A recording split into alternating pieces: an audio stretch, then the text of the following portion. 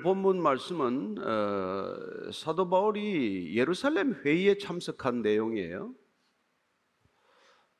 이 예루살렘 회의에 관한 내용은 이 사도행전 15장에도 보다 자세히 기록이 되어 있습니다. 그가 왜 예루살렘 회의에 참석했는지. 비록 이 본문이 논란이 좀 있긴 해요.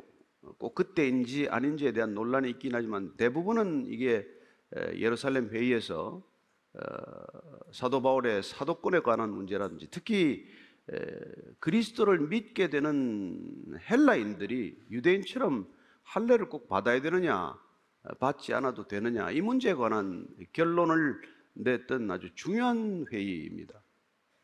이 회의에 임했던 바울의 입장, 그리고 어떻게 그가 그 자신의 의견을 복음에 입각해서 복음의 진리 위에 굳게 서서 이 문제를 이겨냈는지를 알게 됩니다. 먼저 1절, 2절 말씀 같이 읽겠습니다. 시작. 14년 후에 내가 바나바와 함께 디도를 데리고 다시 예루살렘에 올라갔나니 계시를 따라 올라가 내가 이방 가운데서 전파하는 복음을 그들에게 제시하되 유력한 자들에게 사사로이 한 것은 내가 다름질하는 것이나 다름질한 것이 헛되지 않게 하려 함이라. 자, 14년 후라고 되어 있습니다. 그가 처음으로 바나바의 소개로 예루살렘에서 사도들을 만났던 때가 있습니다. 그 후에 14년이 흘렀다는 것이죠. 그래서 그가 회심한 이후에 두 번째 예루살렘을 방문하고 있다는 것을 알 수 있습니다. 14년 만에 올라간 이 예루살렘에 혼자 가지 않고 바나바와 또 디도를 데리고 갔다고 되어 있어요. 바나바는 누굽니까?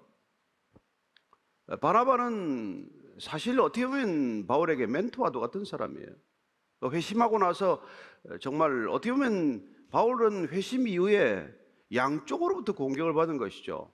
유대 사회에서는 철저한 변절자로 손가락질 받았을 것이고, 또한 그리스도인들 사이에서는 과연 저자가 과연 회심한 것이 맞나, 그리스도인들을 그토록 핍박하던 자가 혹시 신분을 속이고 들어온 것 아닌가 하는 그런 의심의 눈초리를 가진 자들이 왜 없었겠어요. 그랬던 그를 어쨌건 베드로와 사도들에게 소개한 사람이 바나바이고, 또한 다소와 이런 곳에서 이름 없이 지내는 그를 찾아가서 안디옥 교회를 함께 섬기도록 부른 사람이 바로 이 사람 디모데 아닙니까? 바나바 아닙니까? 그 바나바를 함께 이제 예루살렘 회의에 온 것이죠. 같이 올 만한 충분한 이유가 있는 사람입니다. 디도는 왜 데리고 갔겠어요? 그는 젊은 헬라인인데, 그는 디도를 전도하고 나서 디도를 믿음 안에서 낳은 참 아들이라고 표현할 정도로 아끼고 사랑했던 사람입니다. 그래서 디도에게 나중에 고린도로 보내서 고린도 교회가 문제가 있을 때 그곳에 보내서 본인 대신에 그 고린도 교회 문제를 해결하기도 했고, 또 후에 이 디도는 그레테 교회를 감독하기도 했어요. 아주 중요한 동역자가 된 것이죠. 그렇습니다. 본인이 전도했지만 점점 그리스도 안에서 장성한 분량에 이르렀을 때 누구보다도 가까운 동역자가 될 수 있는 것이 우리 그리스도인들의 만남과 교제와 관계라는 것이죠. 여러분, 평생 가는 관계가 쉽습니까? 주 안에서 만나서 주님의 사랑과 열정으로 함께 사귀다 보면 그야말로 세상의 교제와는 다른 차원의 그런 교제와 깊은 사랑을 경험하는 것, 이게 여러분 복 중에 복이에요. 교회에서 만난다고 다 그런 사람이 되는 건 아니지만, 그러나 여러분들이 복음으로 제자와 같은 사람을 낳아 보십시오. 전도해서 그 사람이 세례에 이르게 하고, 그 사람이 성경을 통해서 점점 양육되고, 그리고 점점 성령 안에서 장성한 그리스도인이 될 때, 그는 일생 동안 여러분들이 이렇게 믿음 안에서 어쩌면 다윗과 요나단보다도 깊은 관계를 경험하는 그런 동역자가 되겠죠. 바울은 그런 동역자들이 많았다는 것입니다. 하나님께서 그런 은혜를 그에게 허락한 것이죠. 이때 지금 14년이라고 표현되지만 대개 지금 AD 49년으로 주후 49년쯤으로 이렇게 보고 있습니다. 어쨌건 그는 이런 아름다운 관계를 통해서 복음의 진리를 다시 한번 예루살렘 그 복음의 본 고향에서 한 번 더 선포하게 되는 것이죠. 그는 지금 계시를 따라 올라왔다고 말합니다. 자기 뜻대로 오지 않았다는 거예요. 인간이 가는 걸음이라는 게 다 자기 원대로 가는 거 아닙니까? 자기 가고 싶어서 가는 거 아니에요? 무슨 덕이 되어서 가는 거 아닙니까? 그러나 계시를 따라간다는 건 어떤 걸음입니까? 아버지의 뜻대로, 하나님의 뜻대로 가는 길이죠. 그 뜻대로 가는 길은 때로 내가 원치 않는 길입니다. 그래서 기도하고 또 기도하는 것이죠. 그래서 주님께서 자기를 부인하고 날마다 십자가를 지고 오라는 길은 절대로 기도하고 기도하지 않으면 못 가는 길입니다. 본성, 죄인의 본성으로 갈 수 없는 길이 십자가의 길 아닙니까? 그래서 기도하는 것이죠. 기도하고 기도하면 부담스럽지만 그러나 내 뜻이 아니라 그게 분명히 그리스도의 뜻이다, 주님의 뜻이다, 이건 분명히 아버지의 뜻이다 하는 확신이 들면 내 뜻을 꺾고 가는 것이죠. 그게 계시를 따라가는 길이에요. 따라서 주님께서 나를 따르라, 누구든지 자기를 부인하고 날마다 십자가를 지고 오라는 그 길이야말로 기도하고 기도해야 가는 길이고 아버지의 뜻대로 가는 길이고 그게 곧 계시의 길인 것이죠. 나는 이 길이 음성 들었습니다, 뭐 이 뜻이 하나님의 뜻입니다라고 주장하는 것에 쉽게 휘둘려서는 안 되는 이유가 여러분 자신이 기도해보고 그게 분명히 하나님의 뜻인지를 분별해야 하기 때문이죠. 그 점에서 사도 바울은 탁월한 분별의 영을 가진 사람이고 대단한 기도의 거인일 뿐만 아니라 그는 철저히 아버지의 뜻에 순종한 순종의 사람이라는 것을 알 수 있죠. 3절 4절 읽습니다. 시작. 그러나 나와 함께 있는 헬라인 디도까지도 억지로 할례를 받게 하지 아니하였으니 이는 가만히 들어온 거짓 형제들 때문이라. 그들이 가만히 들어온 것은 그리스도 예수 안에서 우리가 가진 자유를 엿보고 우리를 종으로 삼고자 함이로되. 자, 여기 보면은 디도까지 억지로 할례를 받게 하지 않았다는 말은 디도가 할례를 받는 편이 이 예루살렘 회의에 참석해서 유대인 지도자들과 함께 공개적인 석상에서 회의를 하는데 얼마나 서로를 편케하는 일이냐 하고 적절히 타협을 종용하는 압력이 있었다는 것을 시사하는 표현이죠. 그들이 억지로 디도를 할례받게 하려고 했으나 근데 그러지 않았다는 말은 본인이 지켜야 할 바를 끝까지 지켜냈다는 뜻이에요. 그렇습니다. 디도가 할례를 받으라고 명령하면 디도는 순종할 사람이에요.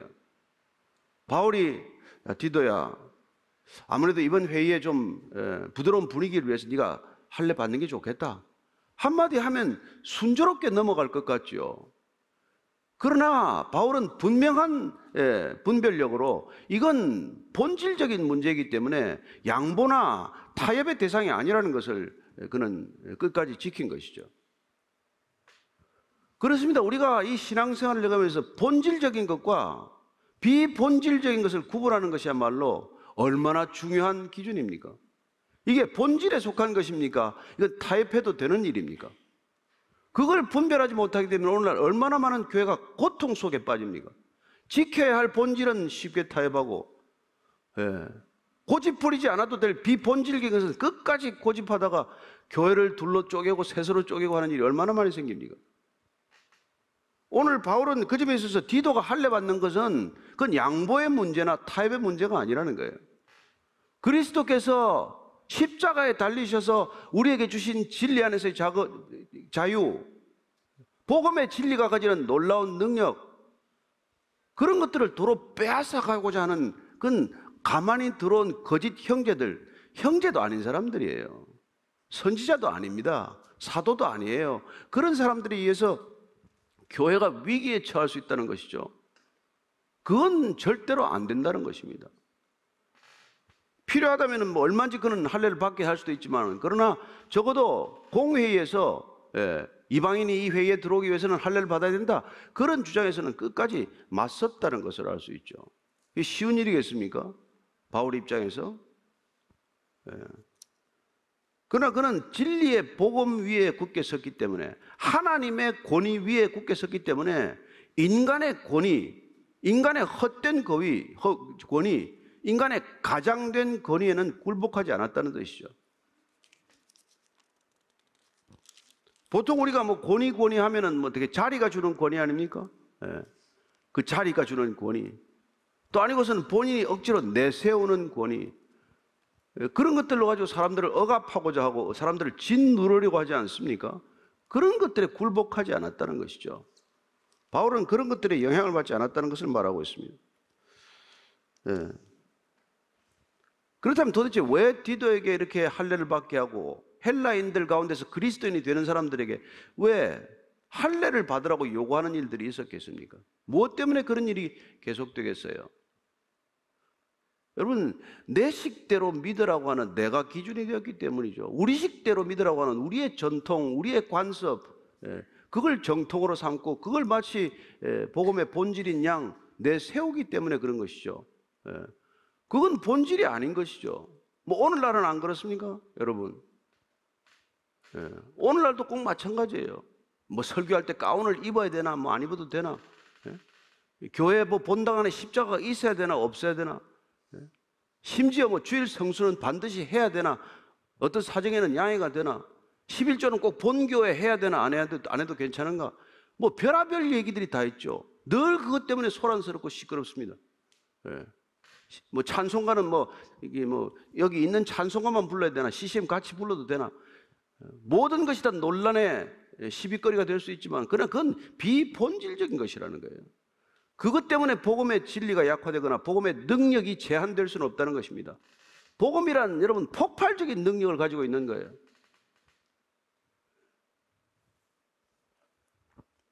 근데 여전히 우리는 그런 것들을 구분하지 못한 채 매여 있는 것이죠. 교단과 교파라는 이름으로 본인들이 가지고 있는 전통을, 본인들이 주장하는 교리를 예수님의 말씀보다도 더 우선시하기 때문에 그렇게 시끄럽게 깨지는 거 아닙니까? 십자가만 위에 달아놨지 십자가에 순종하는 자세가 있어서 그런 일들이 일어나겠어요? 그런 사람들은 왜 그런 주장을 하며 왜 또 그런 주장에 쉽게 넘어갑니까? 왜? 그리스도의 십자가의 복음, 이 진리의 복음, 복음의 진리로 충분하다고 믿지 않기 때문에 그런 거예요. 이 말씀으로 부족하다는 느낌 때문에 그런 겁니다. 내가 지은 죄가 얼마나 되는데 이 십자가의 죄사함이 전부다라고 얘기하는 이 성경만으로 내가 과연 구원에 이를 수 있을까? 말씀을 믿지 않고 내 느낌을 믿기 때문에, 내 사고, 이성적인 사고나 내 경험을 판단의 기준으로 삼기 때문에 늘 불안한 거예요.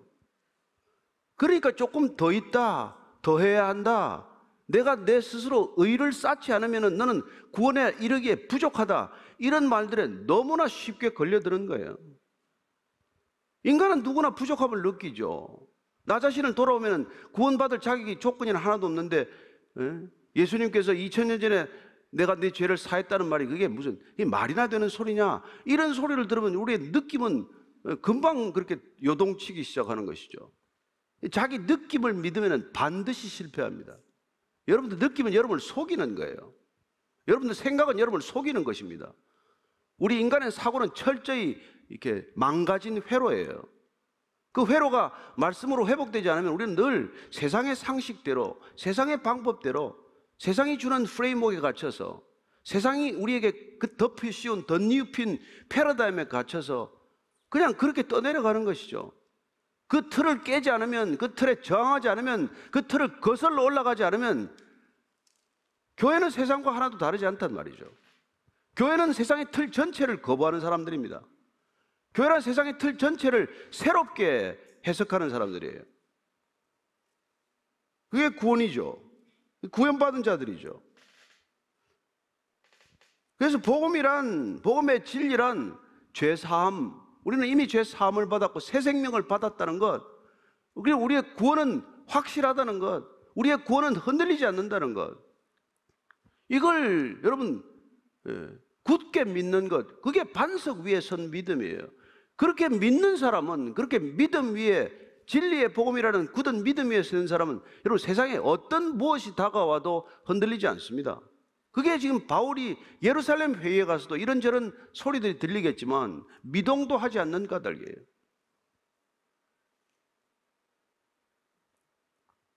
그래서 5절 이렇게 말합니다. 시작. 그들에게 우리가 한시도 복종하지 아니하였으니 이는 복음의 진리가 항상 너희 가운데 있게 하려 함이라. 한시도 그런 것들에 복종하지 않았다는 건 말합니다.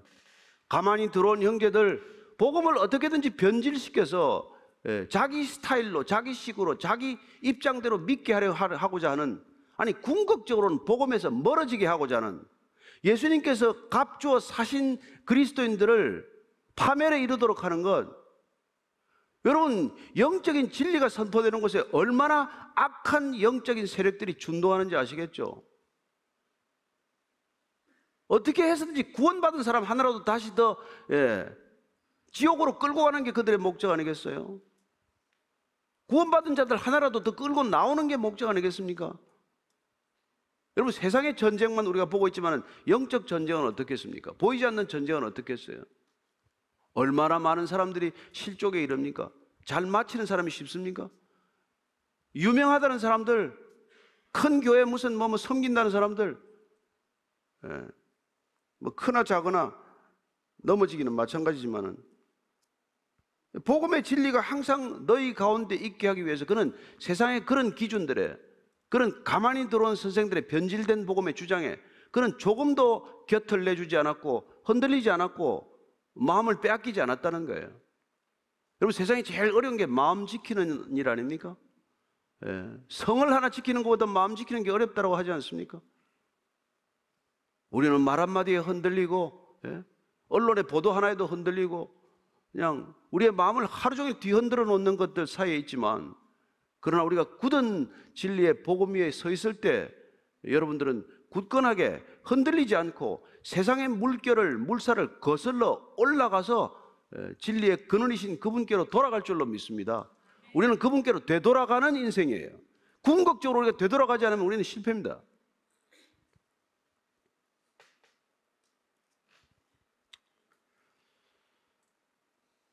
육 절 말씀 같이 읽겠습니다. 시작. 유력하다는 이들 중에 본래 어떤 이들인지 내게 상관이 없으며 하나님은 사람을 외모로 취하지 아니하시나니 저 유력한 이들은 내게 의무를 더하여 준 것이 없고, 이게 사도 바울의 이게 태도요, 자세라는 것입니다. 믿음의 태도라는 것이죠. 그 유력하다는 이런 그런 명성, 그런 이름, 그런 평판, 이런 것들에 나는 흔들리지 않겠다는 거예요. 우리는 그런 것들이 얼마나 쉽게 흔들립니까? 그래서 그렇게 바리새인들이 욕을 얻어먹은 것이죠. 겉만 보면 바리새인만한 신앙이 어디 있습니까? 우리 중에 누가 바리새인만한 그런 믿음 생활을 하는 사람이 있어요? 누가 일주일에 2번 금식합니까? 누가 모든 것에 11조를 하고 있습니까? 그러나 그런 바리새인들에 대해서 예수님께서 왜 그렇게 혹독하게 말씀을 하십니까? 이 자기 의를 이루고자 하는 노력이기 때문에 그래요. 열심 자체가 나쁩니까? 아니, 열심히 있어야죠. 그러나 예수님을 드러내는 열심이 있고 자기를 드러내는 열심이 있단 말이죠. 자기를 드러내는 열심은 죄의식을 상쇄하기 위한 자기 의의식의 발로라는 것을 말씀해 주고 계신 것이죠. 그래서 잘 시작했다가 그 의의식이 발동해서 자기 의를 점점 쌓고 내 노력으로 점점 더 의로워질 수 있다고 믿는 자연스럽게 변절자가 되고 마는 것이죠. 본인은 변절했다는 생각 추호라도 하겠습니까? 어떤 그리스도인이 30년, 40년 종교생활을 하고 내가 변절자라고 하는 생각을 눈꽃만큼이라도 하겠어요? 그래서 7절, 8절 이렇게 말씀합니다. 시작. 도리어 그들은 내가 무할례자에게 복음 전함을 맡은 것이 베드로가 할례자에게 믿음과 같은 것, 맡은 것과 같은 것을 보았고 베드로에게 역사하사 그를 할례자의 사도로 삼으시니가 또한 내게 역사하사 나를 이방인의 사도로 삼으셨느니라. 복음을 맡은 것은 동등한 하나님의 역사라는 거예요. 다르지만 주님께서 어디로 보내실지는 다른 역할과 사명을 주시지만은, 다른 사역의 대상을 허락하셨지만, 다른 모양으로 다가가도록 허락하셨지만, 그러나 우리가 전하는 복음은 동일하기 때문에 우리는 어떤 모양으로 서로의 일을 하고 있더라도 하나님 앞에서 동등한 줄로 믿으시기 바랍니다. 이게 바울이 그 어떻게 보면 청청시화가 하도 같은 그 거대한 예루살렘 교회의 어떤 안에 들어갔을 때 그가 당당할 수 있었던 태도의 뿌리라는 것을 알 수 있습니다. 저는 여러분들이 정말 온 세상 앞에 서더라도 하나님 안에 있을 때, 믿음 안에 서 있을 때 이런 태도를 지닐 수 있을 것이라고 믿습니다. 주눅 들지 마십시오. 뭐 아니면 안 되는 대로 서 있으면 되고, 되면 되는 대로 서 있으면 되고, 여러분 자신으로 서 있으면 아무것도 두렵지 않습니다. 나 아닌 것으로 서 있고자 하기 때문에 우쭐대거나 아니면 두려워하거나 둘 중에 하나죠 뭐. 그래서 그들은 분명하게 이게 정의가 된 거예요. 그래서 사도 바울이 이번에 예루살렘 회의에 와서 중요한 이 원칙을 결정한 것입니다. 중요한 원칙을. 더 이상 이방인이 그리스도인이 될 때 유대인들이 가졌던 그런 것들을 의무로 지우지 않는다. 적어도 그들에게 할례를 요구해서는 안 된다. 그리스도인들이 율법 가운데 지켜왔던 그런 성결법, 음식의 정결법, 뭐는 먹어도 되고 뭐는 먹어도 안 되고 하는 이런 것들 다 이방인들에게 적용해서는 안 된다. 이런 중요한 결정이 내려졌기 때문에 어떻게 보면 초대교회 교회사에서 가장 중요한 하나의 분기점, 획을 그은 것이나 마찬가지죠. 사도 바울이 이번 예루살렘에 올라와서 이런 중요한 원칙을 우리에게도 제시한 것입니다. 우리도 본질에 충실하다면 비본질적인 것, 무슨 뭐 십자가를 세우거나 말거나, 여기 뭐 제가 뭐 넥타이를 메고 나오거나 뭐 안 메고 나오거나 이런 것들이 여러분들에게 전혀 기준이 되어서는 안 된다는 거예요. 중요한 것은 우리가 전하고자 하는 복음이고, 우리가 서 있어야 될 중요한 기반은 복음의 진리지, 다른 어떤 것도 우리가 그 복음의 진리를 대체할 수 있는 건 없다는 것이죠.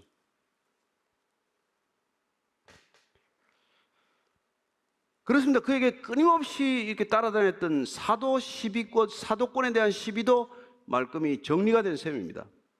좋다. 바울, 바나바, 이방인을 향한 사역으로 보냄을 받았다. 베드로, 요한, 야고보, 유대인들에게 보냄받은 사도들이다. 이게 정확하게 이제 구분이 된 것이죠. 더 이상 어떻게 소아시아에 가더라도 바울 내가 무슨 사도냐라고 말할 수 있는 그런 시비에 대해서 잠잠케 하는 결단이 내려진 것이죠. 왜? 바울이 굳은 믿음의 결의를 지켰기 때문에, 타협할 수 없는 본질을 붙들었기 때문에. 만약 그가 여기서 무너졌더라면 여러분 소아시아 전도는 시끄러워서 더 이상 못합니다.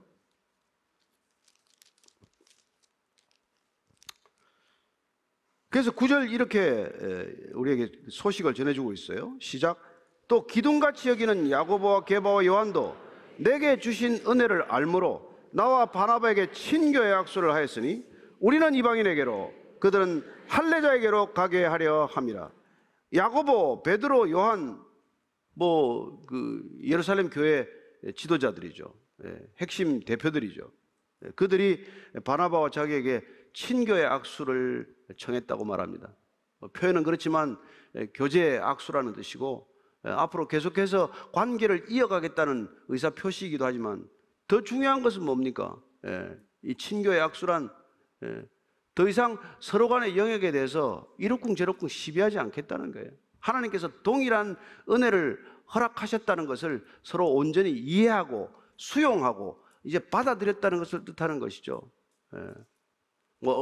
얼싸안고 눈물을 흘렸다 이런 표현은 없지만, 그러나 서로 간에 공개적인 석상에서 친교의 악수를 함으로써 바나바와 바울이 이방인을 향하여 택한, 주님께서 택하신 사도라는 것, 보냄받은 사도라는 것을 공개적으로 확인하는 자리가 되었고, 더 이상 앞으로 바울의 사도권 시비에 관한 것은 얘기할 일고의 가치도 없다는 것을 보증해 준 것이나 마찬가지고, 또한 앞으로 이방 선교를 위한 문이 활짝 열린 거나 마찬가지죠.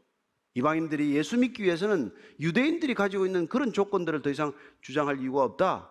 이런 것들이 공개적으로 천명되었다는 것은 얼마나 놀라운 수확입니까? 얼마나 놀라운 이게 은혜로운 결정입니까? 10절입니다. 다만 우리에게 가난한 자들을 기억하도록 부탁하였으니 이것은 나도 본래부터 함께 힘써 행하여 왔노라. 가난한 자들을 기억해달라. 이때 기근이 들어서 예루살렘 교회가 어려울 때입니다. 그래서 여러분들이 이방 전도를 하더라도 우리 교회가 하나 되었다면, 우리 교회가 하나라면 적어도 가난한 이웃들, 가난한 성도들, 가난한 형제 자매들을 기억해 달라는 거예요. 바울이 원래 하던 일입니다. 뭐 따로 이런 부탁을 안 하더라도 바울이 해오던 거예요. 예.